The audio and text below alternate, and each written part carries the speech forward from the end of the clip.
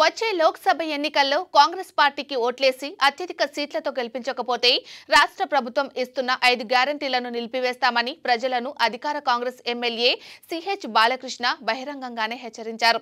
ఈ అంశంపై తాను సీఎం సిద్ధరామయ్యతోనూ డిప్యూటీ సీఎం డీకే శివకుమార్తోనూ మాట్లాడినట్లు ప్రకటించారు.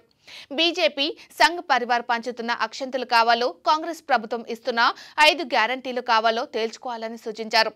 మగధి అసెంబ్లీ స్థానానికి ప్రాతినిధ్యం వహిస్తున్న ఆయన ఓ కార్యక్రమంలో మాట్లాడుతూ మా ప్రభుత్వం మరో 5 ఏళ్లు అధికారంలో ఉంటది. మీ ఓటు అక్షంతలకు వేస్తారా 5 గ్యారెంటీలకు వేస్తారా అని ప్రశ్నించారు.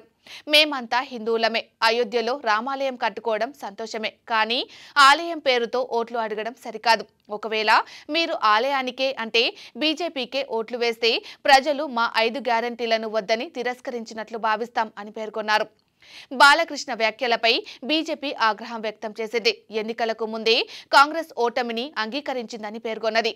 బోగస్ గ్యారంటీలతో కాంగ్రెస్ అధికారంలోకి వచ్చిందని, ఓట్లేయకుంటే గ్యారంటీలను అమలు చేయబోమని బ్లాక్మెయిల్కు దిగడం సిగ్గుచేటని రాష్ట్ర బీజేపీ అధ్యక్షుడు బివై విజయేంద్ర విమర్శించారు.